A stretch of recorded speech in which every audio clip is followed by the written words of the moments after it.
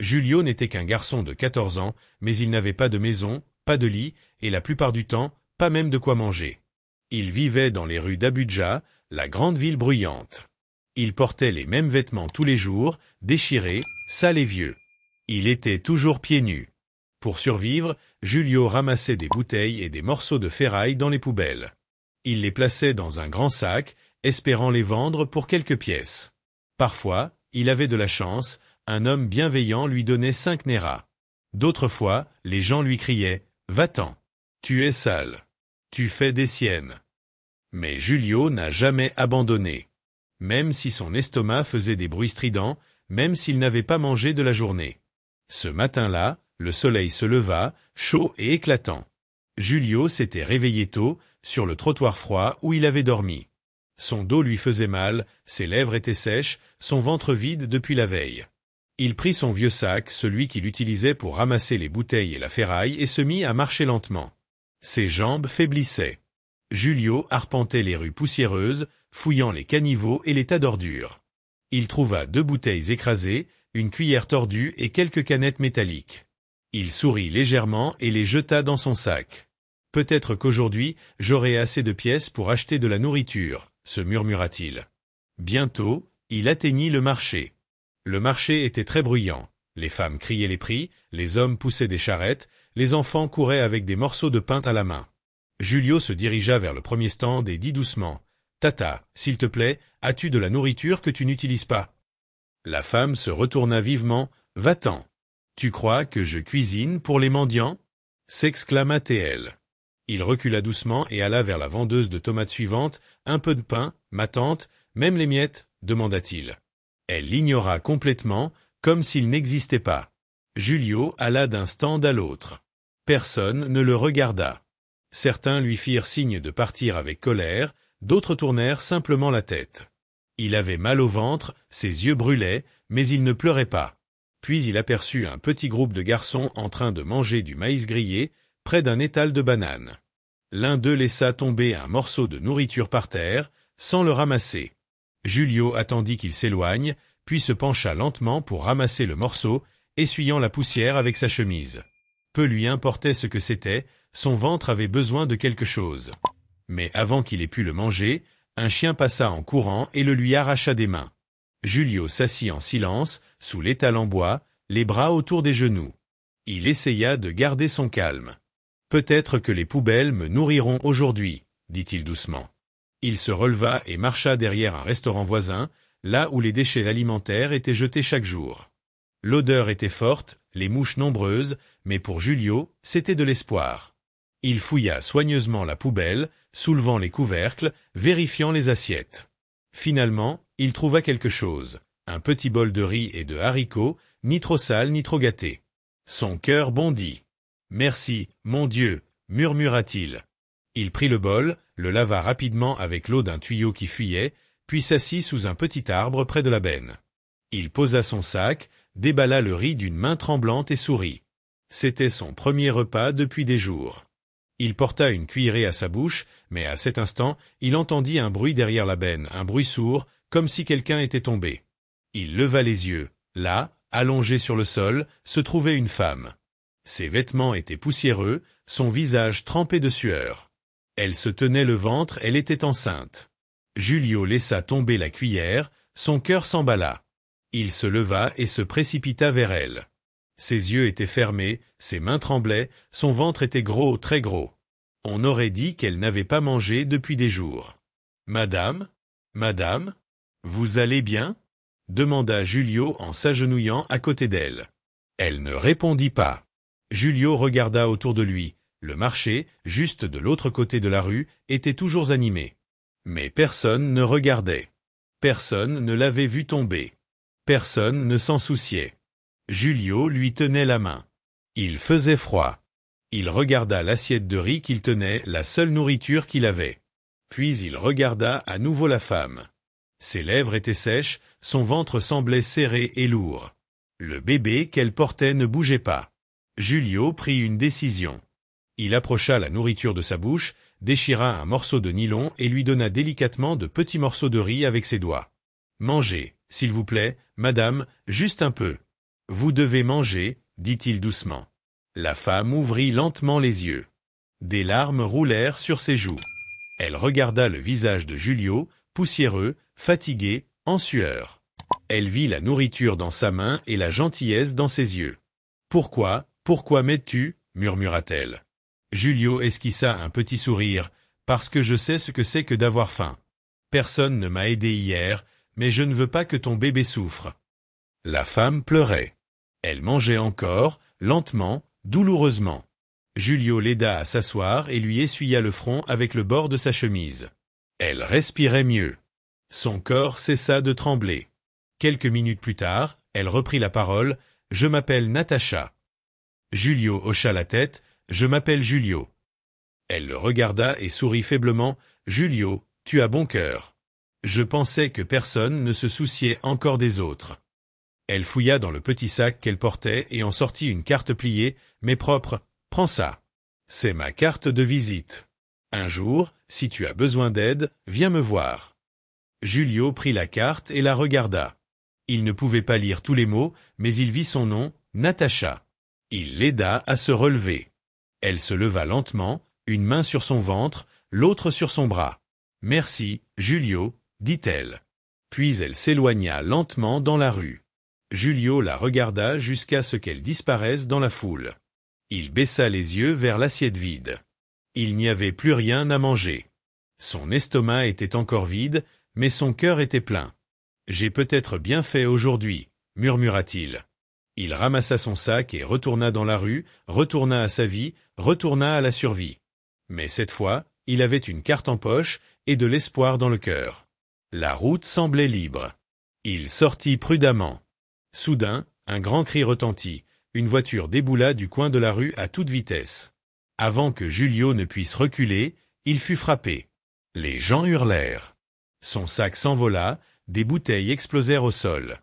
Julio gisait, immobile, sur le bitume brûlant, le sang coulant lentement à ses côtés. Une foule se rassembla. « Il ne bouge pas. Appelez l'hôpital » cria quelqu'un. « C'est le garçon aux bouteilles, celui qui traîne ici. » Un taxi l'emmena à l'hôpital le plus proche. À l'hôpital Sres, il était inconscient. Sa tête saignait, sa poitrine ne se soulevait pas correctement. Les médecins accoururent. Puis une infirmière entra dans la pièce. Elle avait le regard doux, les mains calmes et un cœur qui avait déjà connu la faim. Dès qu'elle vit le visage du patient, son souffle s'arrêta. Elle s'approcha, regarda à nouveau et murmura, sous le choc, « Julio !» Elle se tourna vers le médecin à côté d'elle. « S'il vous plaît, ne le confiez à personne d'autre. Je m'en occuperai personnellement. » L'autre médecin hocha la tête. Elle posa doucement sa main sur sa poitrine. « Tu m'as nourri alors que tu n'avais rien. Maintenant, je vais me battre pour te garder en vie. » C'était Natacha. Julio gisait dans son lit d'hôpital, inconscient, la tête et la poitrine bandées. Des machines sonnaient à côté de lui, une perfusion dans le bras. Son visage était fatigué, mais apaisé. Natacha était assise à ses côtés. Elle n'avait pas bougé depuis des heures. Son uniforme d'infirmière était froissé, ses yeux rouges à force de pleurer, mais son cœur restait fort. Elle lui tenait doucement la main. « Tu ne sais pas qui je suis devenu, Julio, » murmura-t-elle. « Mais tu m'as sauvé ce jour-là, derrière le restaurant. J'étais prête à abandonner. » Elle se souvenait de tout, la nourriture qu'il lui avait donnée, les mots qu'il avait prononcés, la façon dont il était parti sans rien garder pour lui. « Tu m'as offert ton seul repas, Julio. Et maintenant, je vais t'offrir une seconde chance. » Les jours passèrent. Chaque matin, Natacha nettoyait ses blessures, le nourrissait par sonde, lui parlait même s'il ne répondait pas. Elle restait auprès de lui toute la nuit, quand les autres infirmières rentraient chez elle. Les médecins remarquaient son dévouement. « Il doit être quelqu'un d'important pour vous, » dit un médecin. Elle sourit et répondit « Ce n'est pas mon frère, ce n'est pas mon mari, mais c'est grâce à lui que je suis en vie aujourd'hui. » Le 5e matin, au lever du soleil, Natacha essuyait le visage de Julio avec un linge humide. Soudain, ses doigts bougèrent. Elle s'arrêta. Julio ouvrit lentement les yeux, cligna plusieurs fois des paupières, confus. « Oh, où suis-je » demanda-t-il doucement. Les yeux de Natacha se remplirent de larmes. Elle se pencha vers lui et sourit. Tu es en sécurité maintenant. Tu es dans un hôpital. Mais quelque chose dans son regard éveilla un souvenir. Toi, je te connais, murmura-t-il. Tu étais enceinte, derrière la benne à ordures. Elle hocha la tête. Oui. Et tu m'as donné à manger quand je n'avais rien. Je ne t'ai jamais oublié, Julio. Des larmes coulèrent sur son visage. Pour la première fois depuis des années, quelqu'un prenait soin de lui. Il essaya de s'asseoir, mais elle l'en empêcha doucement. Ne bouge pas. Repose-toi. Je m'occupe de tout. Julio referma les yeux, non pas de douleur, mais de paix. Ce jour-là, il ne se sentait plus comme un enfant des rues, il se sentait humain. Julio passa encore des semaines à l'hôpital. Chaque jour, Natacha venait le voir. Elle lui apportait de la soupe chaude, des vêtements propres et un doux sourire. Chaque fois qu'il ouvrait les yeux, elle était là, assise près de son lit, le regard calme et la voix douce. Julio guérissait, non seulement dans son corps, mais aussi dans son cœur. Un matin, le médecin lui dit « Julio, tu es maintenant assez fort pour partir ». Il était assis sur son lit d'hôpital, sans savoir que dire. « Mais où vais-je aller » murmura-t-il, baissant les yeux sur ses mains fines. Il n'avait ni maison, ni famille, ni argent. Rien. Natacha entra dans la pièce avec un petit sac de nourriture. Elle vit son visage inquiet et sourit. « Ne t'inquiète pas, dit-elle. Tu viens avec moi. » Julio leva les yeux, surpris. « Oh !»« Chez moi, » répondit-elle. Ce soir-là, Natacha l'emmena dans un petit taxi. Ils traversèrent des routes très fréquentées, de grands immeubles, des quartiers tranquilles. Finalement, ils arrivèrent dans un appartement simple mais propre. Il y avait des fleurs à la fenêtre, des enfants jouaient dans la cour. Tout semblait paisible. Julio entra lentement. Il n'avait jamais vécu dans une maison comme celle-ci. Il regarda autour de lui, des chaises bien rangées, une petite table à manger et l'odeur d'un ragoût qui montait de la cuisine. Natacha sourit, « C'est aussi ta maison maintenant. » Une petite fille sortit alors en courant de la chambre. Elle avait de grands yeux, des cheveux courts et bouclés, un large sourire. « Maman, qui c'est » demanda-t-elle en se cachant derrière Natacha. Celle-ci s'agenouilla et serra l'enfant contre elle. « Voici Julio, » dit-elle. « Il y a longtemps, avant ta naissance, Julio t'a sauvé la vie. » La fillette le regarda, puis sourit timidement. « Merci, » dit-elle doucement, et elle le serra dans ses bras. Julio tremblait en tenant l'enfant. Il regarda Natacha. « C'est le bébé de ce jour-là. » Elle hocha la tête. « Oui, je l'ai appelée Uri. Cela signifie belle en swahili. Elle est en vie grâce à toi. » Julio ne pouvait plus parler. Les yeux remplis de larmes, pour la première fois depuis des années, il dormait dans un vrai lit, avec un toit au-dessus de lui, de la nourriture dans l'estomac et de l'amour dans la chambre. Les semaines passèrent. Julio resta avec Natacha et la petite Uri. Chaque jour, il aidait à nettoyer la maison, à faire la vaisselle, à aller au marché. Il riait à nouveau. Il mangeait bien. Il commença même à apprendre à lire et à écrire, grâce au manuel scolaire de Zuri. Natacha voyait ses efforts, et elle croyait en lui. Un matin, elle lui dit « Julio, j'ai parlé à un ami. Il dirige une entreprise de recyclage. Ils peuvent te donner un travail, trier les bouteilles et les déchets. » Julio n'en revenait pas. « Un vrai travail ?» demanda-t-il. Elle sourit. « Oui, et ça commence la semaine prochaine. » Des larmes roulèrent à nouveau sur ses joues, mais cette fois, c'étaient des larmes de joie. « Merci, Natacha, » dit-il. « Tu ne m'as pas seulement sauvé la vie. Tu m'as donné une raison de vivre. » Et maintenant, Julio se réveille chaque matin avec un but. Il porte une chemise propre. Il va travailler. Il mange avec Natacha et Zuri à la même table. Il ne dort plus sous les ponts. Il n'est plus seulement le garçon aux bouteilles.